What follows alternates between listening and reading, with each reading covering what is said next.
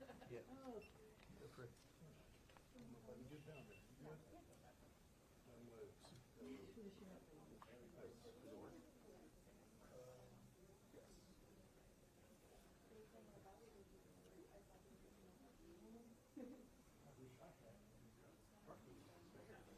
Maybe you didn't make it. this is really interesting because my partner, I wasn't sure they wanted us to go. And I was worried I'd get noticed by like marketing. If I tried to go to the AV area. Yeah. I thought that was everyone. I was like, I know that us go to the park there, so hopefully you guys can do it fine. Yeah, I thought that was the street is like visitor space and all this. Chris Z. Yeah, we may be starting. Just wanted to let you know they just gave us a 5 minute. She's coming in. 5 minutes. Yeah, all right. Thanks, Rob.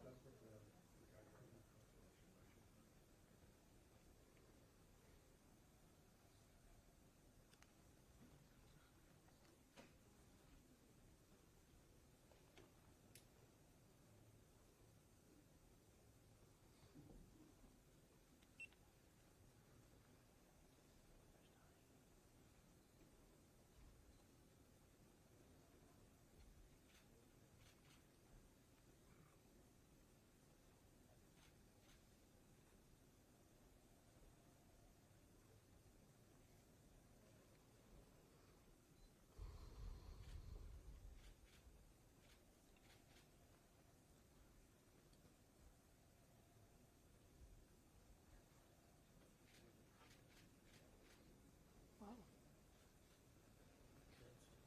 Oh, I thought it was wind. I was like, wow, that was a strong gust of wind.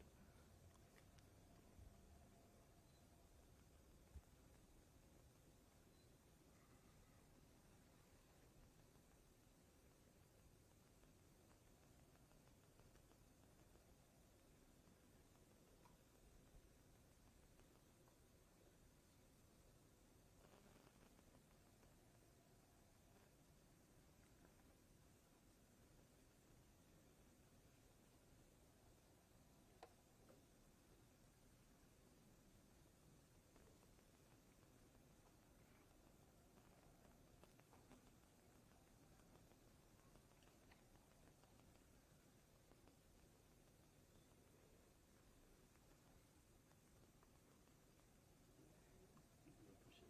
I don't mind sharing Yeah. space, but.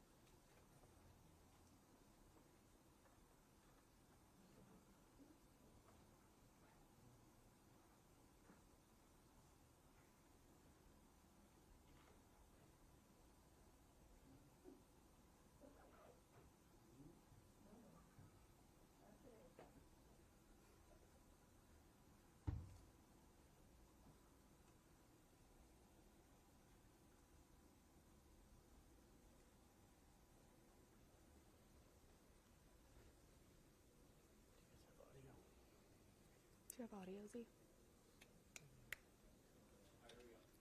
Somebody want to get the mic? Mic?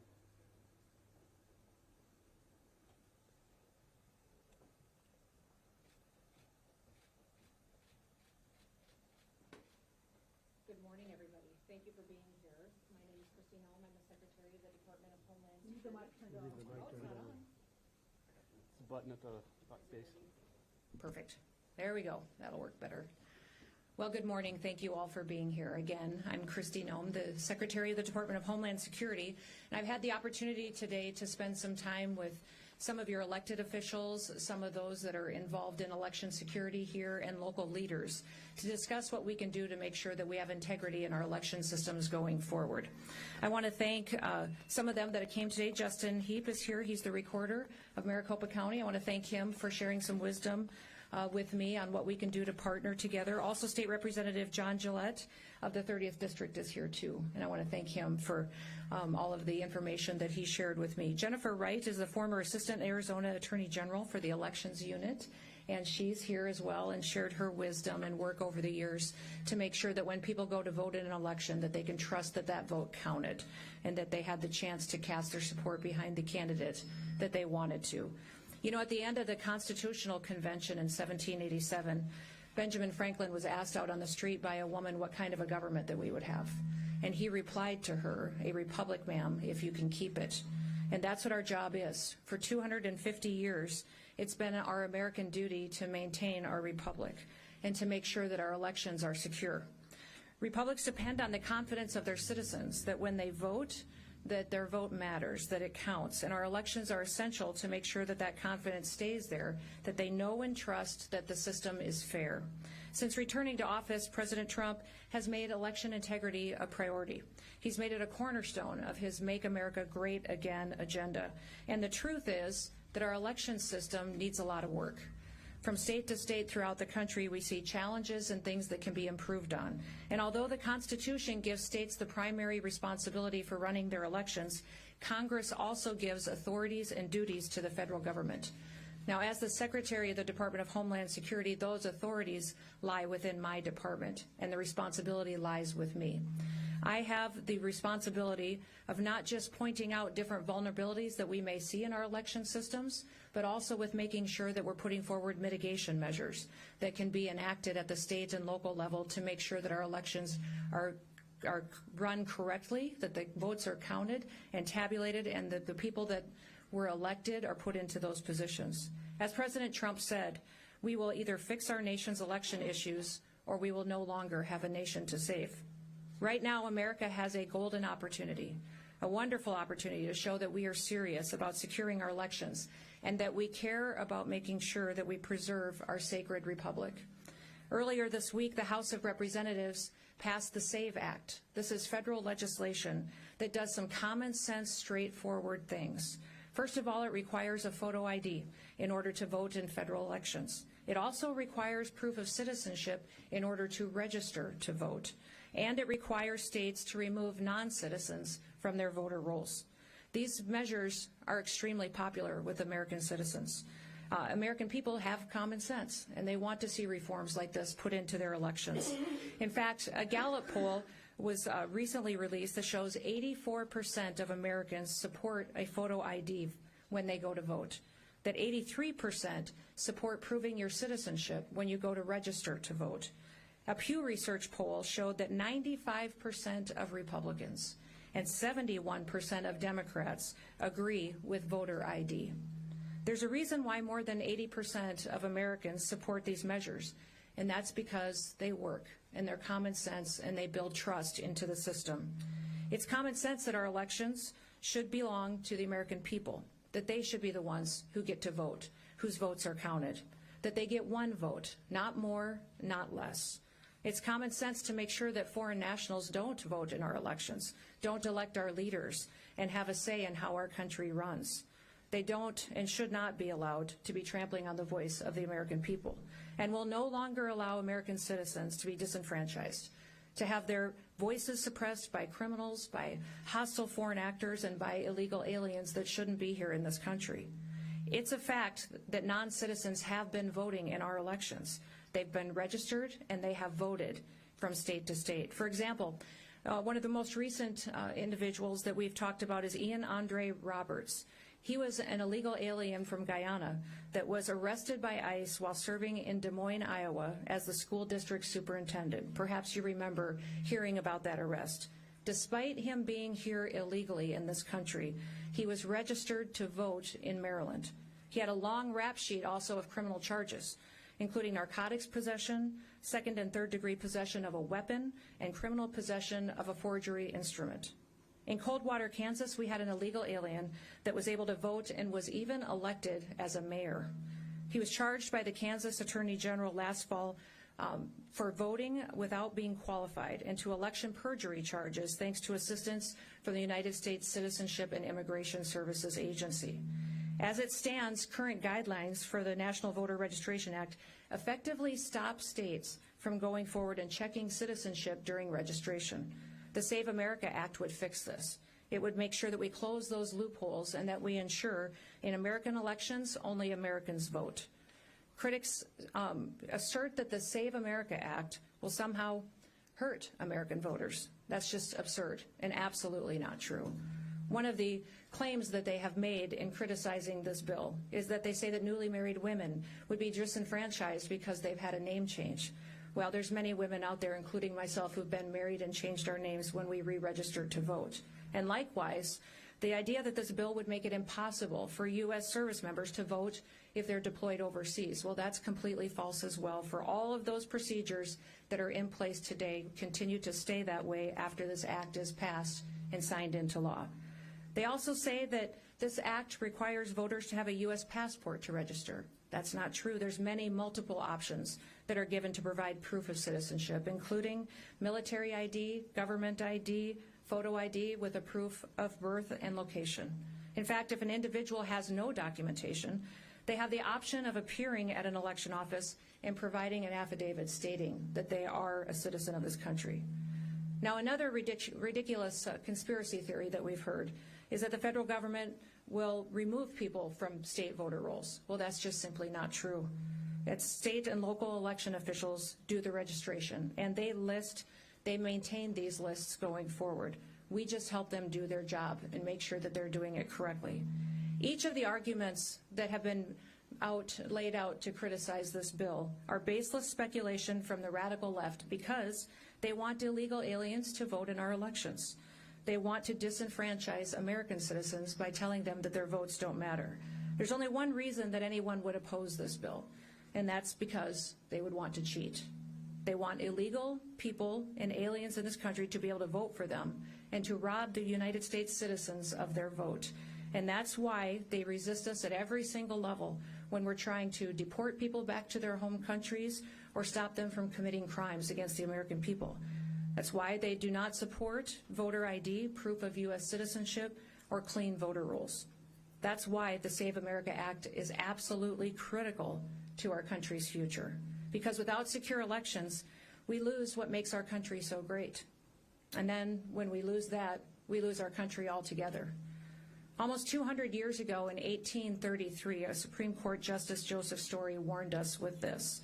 And he warned us this about illegal entry into our country. If aliens might be admitted indiscriminately to enjoy all of the rights of citizens at the will of a single state, the Union itself might be endangered by an influx of foreigners, hostile to its institutions, ignorant of its powers, and incapable of a due estimate of its privileges. There is no room in our election system for people that aren't Americans. There is no room in our election system for fraudsters and foreign influence. The Declaration of Independence said this simple, self-evident truth, that governments derive their just powers from the consent of the governed. Fair and secure elections are how we measure the consent of the governed, and they ensure that our American citizens' voices are heard. Our founders, at the time of the creation of this country, pledged their lives, their fortunes, and their sacred honor to defend our freedoms. In fact, the Continental Army went for years without being paid, and they braved through the brutal winter at Valley Forge as well. They did all of this because they wanted to ensure that their people, their families, and that their descendants could continue to live freely and could govern freely. If we don't uphold this bedrock principle of representative government, then our nation's choices will be decided by illegal aliens, by criminals, by foreign actors, and people that don't support America being the greatest country in the world. Our nation's choices, instead, if it were allowed to degrade our election system, would allow illegal aliens, criminals, and others to undermine our country.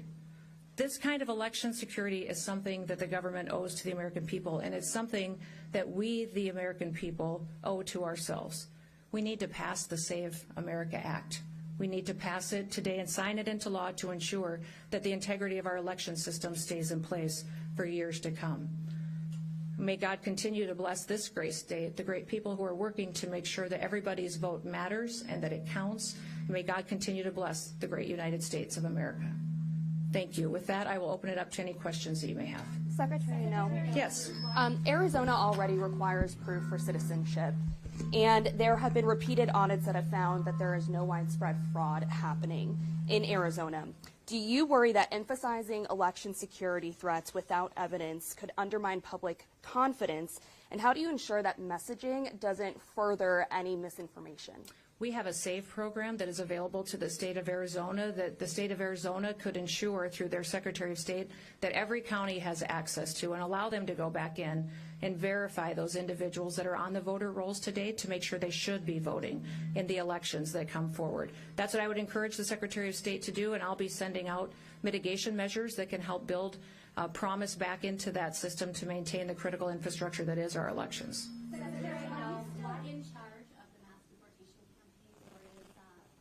I'm still in charge of the Department of Homeland Security. That includes all 23 different agencies under our umbrella, including ICE and CBP, but also FEMA, TSA, Secret Service, the Coast Guard, many, many more. Secretary Noem. Yes, over here. Secretary Arizona has recently posted a video regarding the DOJ wanting more information on Arizona voters. What are your thoughts on this? I think that would be a wonderful opportunity for him to be transparent and to ensure and promise the people of Arizona that they can trust their elections, and that when they show up on Election Day, they'll get to vote without problems or hassles, that they'll be prepared to make sure that vote counts and that the correct results are announced. Secretary Noem. It's right here. I'll come to you next. You offered a couple of examples from Kansas, Maryland, and Iowa and such. Can you offer us any good examples of this kind of fraud in Arizona? Oh, I'm sure there's many of them, but we want to make sure that we talked about several of them this morning at our roundtable that we had.